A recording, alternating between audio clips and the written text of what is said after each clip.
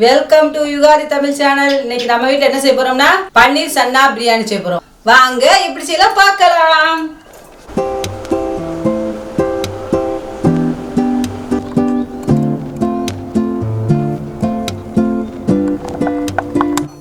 அடுப்பை பற்ற வச்சுட்டு அடைச்சட்டி அடுப்பில் வச்சுட்டு பன்னீர் பொரிக்கிறதுக்கு கொஞ்சம் எண்ணெய் ஊற்றிக்குவோம்.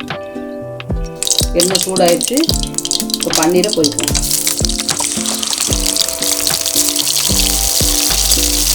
பன்னீர் நல்லா பொரிஞ்சிடுச்சு. இப்போ அதை எடுத்து வைப்போம். எடுத்து அடுத்தடுத்து உள்ள பன்னீரெல்லாம் சேர்த்து இப்போ பன்னீர் பொரிச்சுட்டு இருந்தோம்ல, பன்னீரெல்லாம் அடுப்பில் வந்து பொரிச்சு எடுத்தாச்சு. இப்போ வந்து பிரியாணி செய்ய தூர் கனமான சட்டி அடுப்பில் வச்சுருக்கேன்.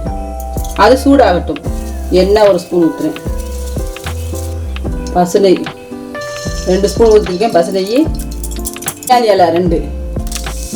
இப்போ 3 பல்லாரி வெங்காயம் நீல வாக்கில் வெட்டி வச்சுருக்கேன்.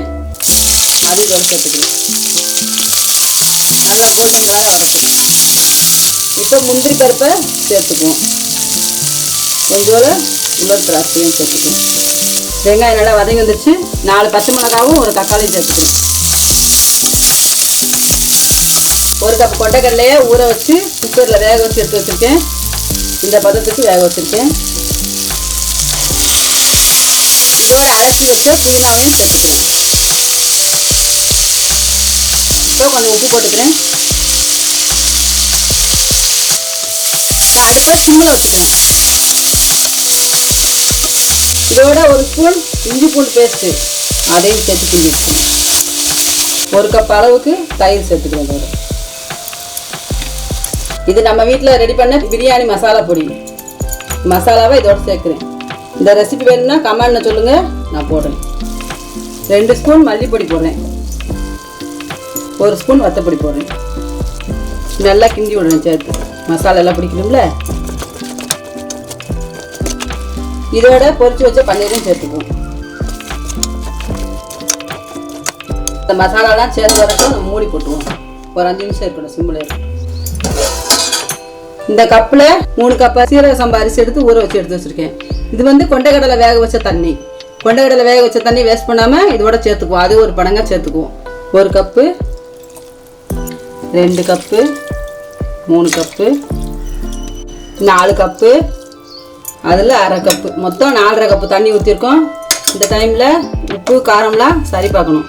சரி பார்த்துட்டு ஒரு கொதி வந்தோடனே சீரக சம்பா அரிசி சேர்க்கணும். தண்ணி கொதிச்சிச்சு. இப்போ நம்ம எடுத்து வச்ச 3 கப்பு சீரக சம்பா அரிசி ஊற வச்சு எடுத்து வச்சுருந்தேன். அதை இதோட சேர்ப்போம். அரிசி போட பிறகு எல்லாம் ஒன்று சேர்ற மாதிரி ஒரு கிண்டு மெதுவாக கிண்டிடணும். ஏன்னா பன்னீர் உடஞ்சிடக்கூடாது. உப்பு காரம்லாம் சரி பார்த்துட்டு நம்ம மூடி வச்சுருவோம். ஒரு 10 நிமிஷம் ஃபுல் ஃப்ளேமில் இருக்கட்டும். 10 நிமிஷம் ஆயிடுச்சு. இப்போ நல்லா கொதிக்குது. இந்த டைமில் அடுப்பை சிம்மில் வைக்கணும். மூடியை நல்லா இழுத்து போட்டணும். சிம்மில் இருக்கட்டும்.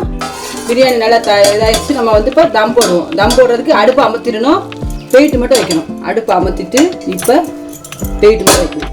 இது ஒரு 10 நிமிஷம் அப்படியே இருக்கட்டும். நம்ம தம் போட்டு 10 நிமிஷம் ஆச்சு. இப்போ அது எப்படி இருக்குன்னு எடுத்து பார்ப்போம். சூப்பராக வந்திருக்கு பிரியாணி. ஜம்முன்னு இருக்குது. வாசம் ஜம்முன்னு இருக்குது. பன்னீர் வாசமும் கொண்டைக்கடலை வாசமும் நல்லா இருக்குது. பிரியாணி செம்மையாக இருக்குது. இப்போ நம்ம எடுத்து ஒரு பாத்திரத்தில் வச்சு நம்ம சாப்பிடுவோம். இது பிள்ளைகளுக்கு கொடுங்க. டிஃப்ரெண்ட்டாக இருக்கும். பிள்ளைங்களுக்கு நல்லா செஞ்சு கொடுங்க. டிஃபன் பாக்ஸுக்கு நல்லா இருக்கும். சாப்பாடு செஞ்சு கொடுக்க.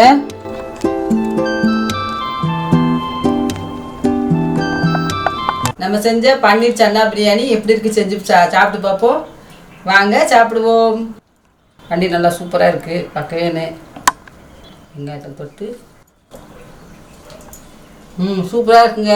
இப்போ செஞ்ச பிரியாணி சூப்பராக இருக்குது. உங்கள் வீட்லேயும் செஞ்சு பாருங்கள். அடுத்த புரட்டாசி மாதம் வருது. அசைவத்துக்கு பதிலாட்டு சைவம் பிரியாணி மாதிரி செம்மையாக இருக்கும். பிள்ளைகளுக்கு செஞ்சு கொடுங்க. டிஃபன் பாக்ஸுக்கும் நல்லாயிருக்கும். உங்களுக்கு இந்த வீடியோ பிடிச்சிருந்தா யுகாதி தமிழ் சேனலுக்கு லைக் பண்ணுங்கள், ஷேர் பண்ணுங்கள், கமெண்ட் பண்ணுங்கள். மறக்காமல் சப்ஸ்கிரைப் பண்ணிடுங்க. போகும்போது அப்படியே பெல்லை தட்டிடுங்க.